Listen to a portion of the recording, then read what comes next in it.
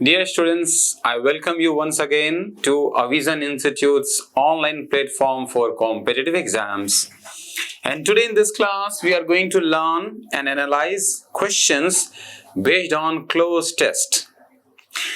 Remember one thing, in SSC CGL exam, only one form of question which has weightage of highest number, it is closed test. They ask you questions of not like five questions are asked in the form of closed test. और किसी भी segment में किसी भी type of questions में you will not have more than 3 questions. Closed test से you will have 5 questions. So I want everyone to perform well in closed test with greater accuracy and that too with the least reaction time. तो what I feel, जैसे कि आप यहाँ पे देख रहे हो, यहाँ पे क्लोज टेस्ट का क्वेश्चन है जो उन्होंने रिसेंट एग्जाम्स में पूछा है ना, ये सारा क्वेश्चन है. तो व्हाट हैपेंस इन, सो आप ये कह सकते हैं cloze test is nothing but क्या, paragraph completion. You have a paragraph, you have certain blanks are given, you have options given for each blank and you decide which blank, which option is appropriate. समझ में आ गया? तो ये क्या है, paragraph completion भी इसको आप कह सकते हो.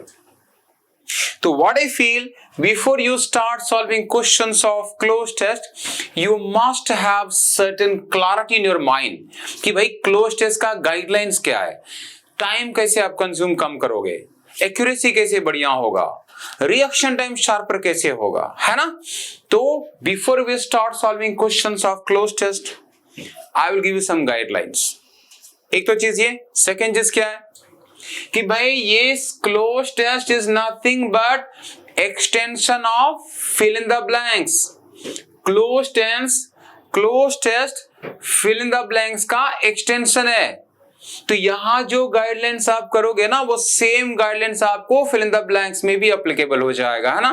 तो हम क्या कर रहे हैं, जल्दी से पहले आप क्या करो, अच्छा एक मिनट, क्लोज टेस्ट या फिल इन द ब्लैंक्स, इन दोनों टॉपिक का कुछ गाइडलाइन स्ट्रेटेजी देख लो कि that will help you increase your accuracy, time management, efficiency and many more. तो क्या क्या करना है, गाइडलाइंस नंबर 1, याद रखो एसएससी सीजीएल का जो क्लोज टेस्ट होगा और फिल इन द ब्लैंक्स होगा, ये आइदर वोकेबुलरी बेस्ड ऑप्शंस होगा या ग्रामर बेस्ड ऑप्शन होगा. तो इसका मतलब वोकेबुलरी का वेटेज ज्यादा रहेगा. तो स्टेप नंबर 1 में आप क्या करोगे, learn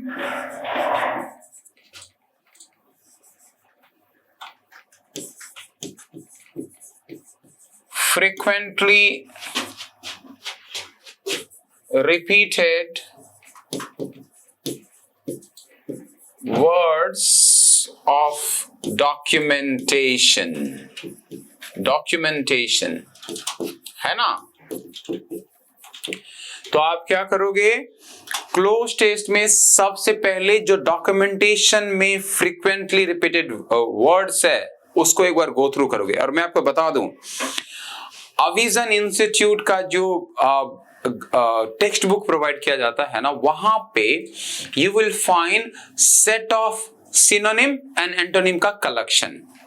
believe my words, if you go through all this collections, minimum 80% जो ऑप्शंस आपको एग्जाम में दिखेगा ना, वो ये कलेक्शन से दिखेगा, ये कलेक्शन पे.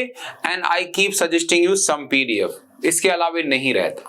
तो आप सबसे पहले क्या करोगे, क्लोज टेस्ट और फिल इन द ब्लैंक्स के लिए जो डॉक्यूमेंटेशन का वर्ड्स है उसको एक बार गो थ्रू करोगे.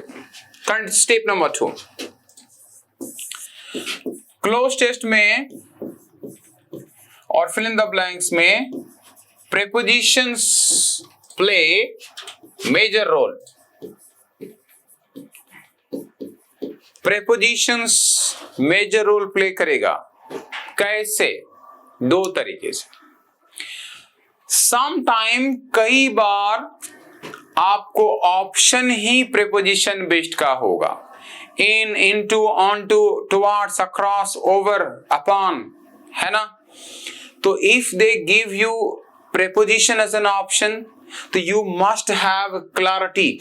तो प्रीपोजिशन में भी क्या करोगे? You should have clarity of, it is called क्या? Predefined prepositions. प्री-डिफाइंड प्रीपोजिशन,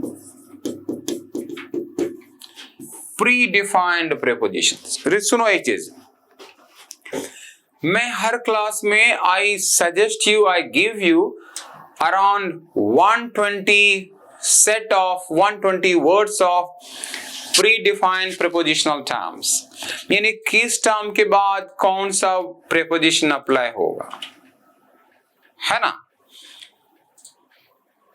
तो if you go through those set of words तो आपका प्रीपोजिशन का चीज वहां से काफी इजी हो जाएगा, हेल्पफुल हो जाएगा। Remember, subject verb agreement plays vital role. Subject verb agreement, how? Because जो ऑप्शंस होगा ना, ऑप्शन में कभी एस लगा है यानी सिंगुलर वर्ब में है, कभी ईडी के फॉर्म में यानी वर्ब 3 के फॉर्म में है, कभी पार्टिसिपल के फॉर्म में है या जिरन के फॉर्म में है, तो you should have great clarity कि आपका सब्जेक्ट क्या है and what kind of verb it deserves. इसीलिए आपको क्या करना है? सब्जेक्ट वर्ब एग्रीमेंट को थोड़ा एक बार गो थ्रू कर लेना है। ये 3 चीज हो गया। फोर्थ में you should learn sentence patterns, sentence patterns and structure,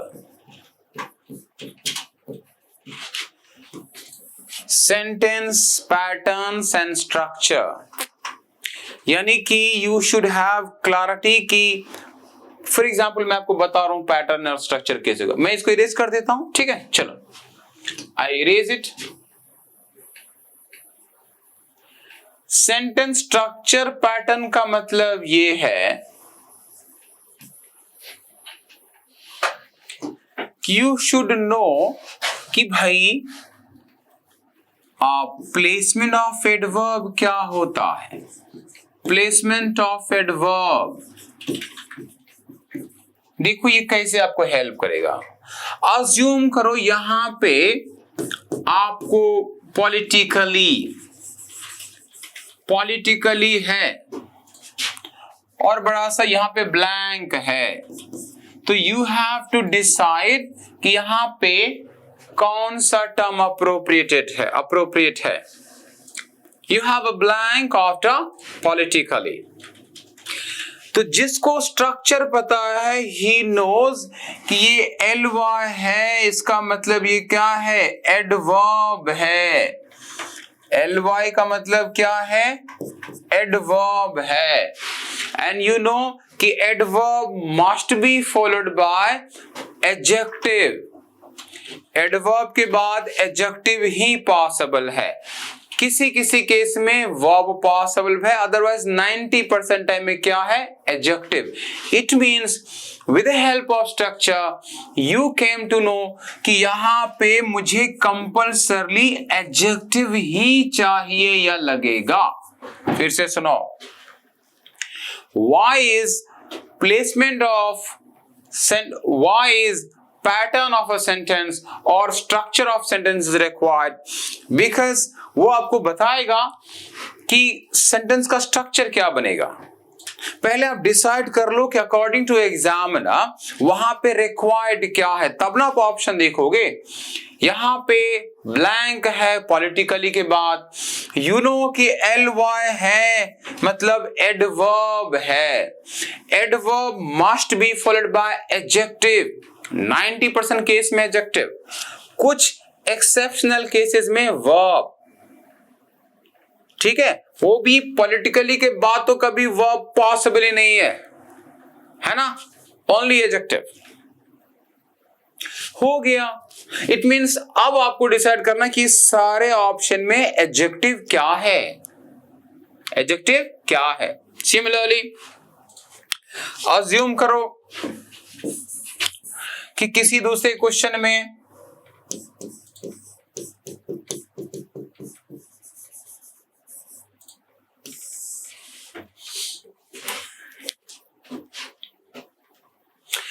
politically है, ब्लैंक पॉलिटिकली के पहले है, कहां पे है, पहले।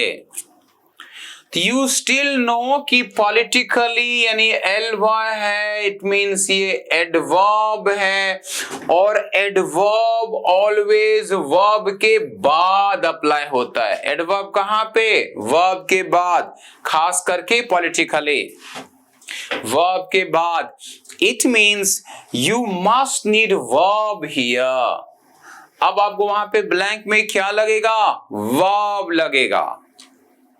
अगर बाद में तो क्या लगेगा, एडजेक्टिव लगेगा। तो this is how structure of a sentence और pattern of a sentence helps you get ना the correct structure and given time. समझ में आ गया ये चीज। चलो आगे बढ़ जाओ। इसको हम क्या कर देते हैं, इसको हम कर देते हैं इरेज। और क्या करेंगे, और क्या करेंगे, और मैं आपको बता रहा हूं। मुझे ये बताओ, क्या आप ये जानना चाहोगे कि किसी भी एसएससी सीजीएल या एसएससी के किसी भी एग्जाम में, क्लोज टेस्ट में और इन फिल इन द ब्लैंक्स, वो एक सिंगल टर्म जो सबसे ज्यादा दिखता है, रिपीट हुआ अभी तक के हिस्ट्री में, आपको पता है क्या है? मैं कह रहा हूं because I have gone through last 20 years का क्वेश्चन दैट सेवरल टाइम्स। ठीक, किसी भी एसएससी के एग्जाम में, क्लोज टेस्ट में या फिल इन द ब्लैंक्स में जो सबसे ज्यादा टर्म रिपीट होता है, पता है वो क्या है? वो है बीन, BEEN, बीन। बीन के बाद ब्लैंक सबसे ज्यादा दिखा है एग्जाम्स में, ये हिस्टोरिकल टर्म है। ठीक, नाउ जब आप क्लास कर लोगे पूरा अच्छे से विजन में, तो you will not be needing to read the whole story. As soon as you notice blank after bean, जो ही आपको बीन के बाद ब्लैंक दिखा, आप जान रहे हो कि बीन है तो क्या पॉसिबल है। फिर से सुनो, बीन के बाद जो ही ब्लैंक दिखा ना, आपके दिमाग में है, आप जान रहे हो कि अगर बीन है तो क्या पॉसिबल है। आप स्टोरी पढ़ोगे ही नहीं, समझ में? स्टोरी नहीं पढ़ोगे, बीन देख लिया, टिक मार के आ जाओ। तो मैं आपको क्या कर रहा हूं, ये मैं आपको दे रहा हूं असाइनमेंट। समझ में आया? घर जाओ या क्लास के बाद बीन पे काम करो कि बीन अगर एग्जाम में सबसे ज्यादा दिखने वाला टर्म है, इसके बाद पॉसिबल क्या है। आपके दिमाग में चल रहा होगा, क्या चल रहा होगा दिमाग में कि बीन के बाद तो V1 प्लस ING पॉसिबल है। ठीक, बहुत अच्छा। बीन के बाद V1 प्लस ING लगता है, ये केवल आप जान रहे हो क्या? नहीं ना, 99% लोग अवेयर हैं कि बीन के बाद ING लगता है। ये है लेवल 1, एक। और क्या आप कहोगे कि बीन के बाद वर्ब का थर्ड फॉर्म भी पॉसिबल है, लेवल 2। ठीक, फिर से सुनो, जिनके दिमाग में है कि बीन के बाद V1 प्लस ING या V3 पॉसिबल है, वो है level 1। Level 2, someone who knows कि बीन के बाद कब V1 प्लस ING पॉसिबल है और कब V3 पॉसिबल है, क्लैरिटी इन द स्ट्रक्चर, वो है लेवल 2 का प्रिपरेशंस। ठीक, और लेवल 3 जो हम आपको करवाएंगे क्लास में अभिजन में, लेवल 3 में बीन के बाद कब आप ना तो ING लगा सकते ना V3 लगा सकते, वो है लेवल 3। समझ में आ गया? लेवल 3 कब बीन के बाद ना तो V1 प्लस ING पॉसिबल है ना B3 पॉसिबल है। जो ये कर रहा है वो क्वालिफाई करेगा अच्छे रैंक से। ये आपका होमवर्क। और एक चीज मैं बता दूं, बीन के बाद other than V1 plus ING कुछ और भी पॉसिबल है, काम करके आओ, वो हम डिस्कस करेंगे कमिंग वीडियोस में। आगे बढ़ जाओ। चल तो खत्म है ना। अब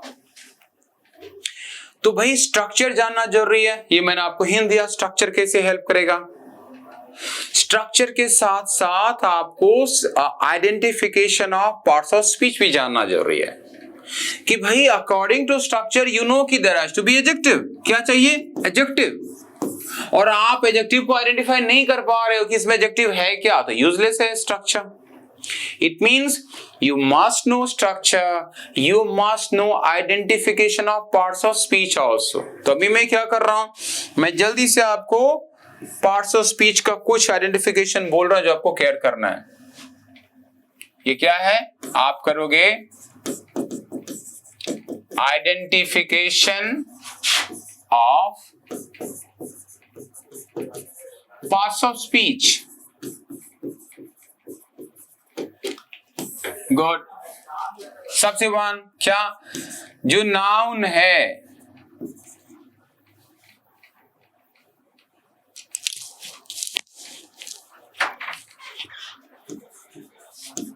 एंड विथ, कोई भी नाउन है उसका कुछ हिंट्स है। और remember one thing, cloze test में या फिल इन द ब्लैंक्स में सबसे ज्यादा विजिबिलिटी नाउन का ही होता है।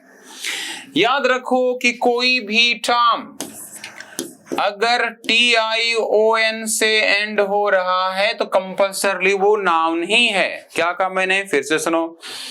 If any word ends with TION it must be a noun। कुछ एग्जाम्पल जैसे कि एजुकेशन है, सर्टिफिकेशन है, आइडेंटिफिकेशन है, मोटिवेशन है। आइडेंटिफिकेशन ये सब किससे एंड हो रहा है? TION। इट मींस ये कंपल्सरली नाउन है। क्या है? नाउन है। इसका मतलब ये हुआ कि अब एग्जाम में you have some options, you don't know the meaning of all, but since your options end with TION ना, कंपल्सरली ये नाउन है। मीनिंग नहीं पता ये है नाउन, वहां पे नाउन ही लगेगा। आप इस तरह से करोगे। चलो गुड, आगे बढ़ जाओ। इसके अलावा भी अगर TION नहीं SION भी है, वो नाउन का इंडिकेशन है। SION indicates noun. विजन, पेशन, पोजेशन, ठीक।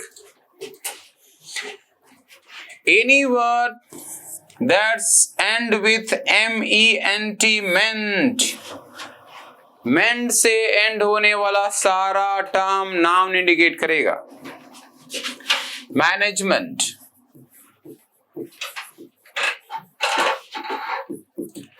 अरेंजमेंट,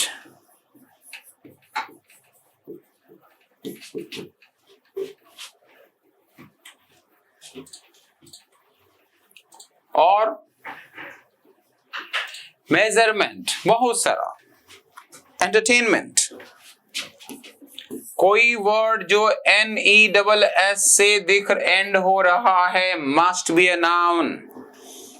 फिर से सुनो, any word that ends with NESS नेस वो नाउन है।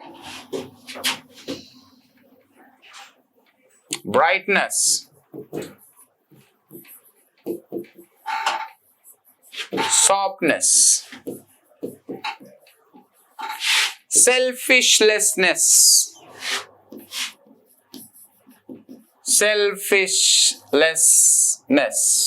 noun है। Any word जिसके लास्ट में कभी भी हुड दिख जाए must be a noun.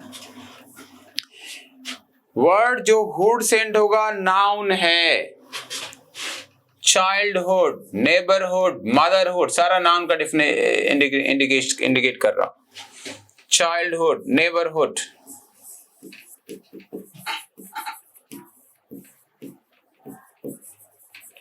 Motherhood,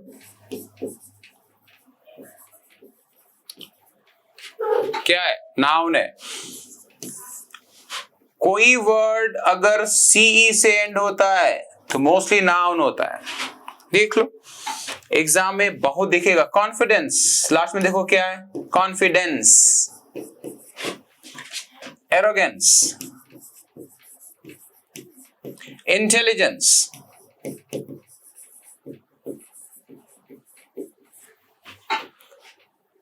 similarly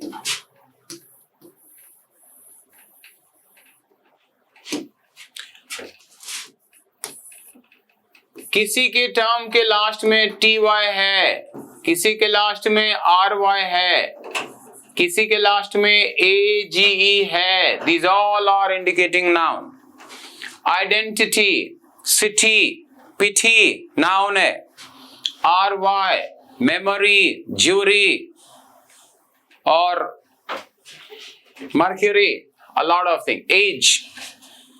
Age itself, cottage, weightage, है ना? तो these are क्या है? सारा नाउन को इंडिकेट कर रहा है। It mean there are 10 different ways where you can pick a word. ये जो ऑप्शन एग्जामिनर दे रहा है ये नाउन है कि वर्ब है, एडजेक्टिव है, and you can take your decision. इसके बाद आप सॉल्व करोगे, आपका एक्यूरेसी बढ़िया होगा, आपका टाइम मैनेजमेंट आपके कंट्रोल में होगा। चलो मैं जल्दी से क्या कर रहा हूं, आपको एडजेक्टिव की तरह थोड़ा सा नाउन की तरह देख लो भाई एडजेक्टिव कैसे आइडेंटिफाई करोगे एग्जाम में। ऑप्शन में एडजेक्टिव्स सर हो गया 20 मिनट। अच्छा चलो ठीक। तो गाइस मैं क्या कह रहा हूं,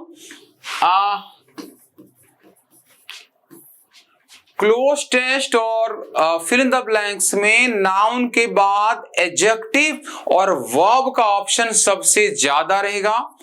नेक्स्ट क्लास में हम एडजेक्टिव वर्ब को आइडेंटिफाई करने हिंट्स बताएंगे एंड देन विल सॉल्व जो रिसेंट क्वेश्चन है सारा डिस्कस करेंगे। ठीक है, तो क्लोज टेस्ट का 3-4 वीडियो आप अटेंड करोगे, उसके बाद हम जाएंगे वोकैब पे, one word, idioms and phrases, phrasal verb, सारा चीज करेंगे, है ना। Keep watching, I will come up with another video very soon. Have a great day.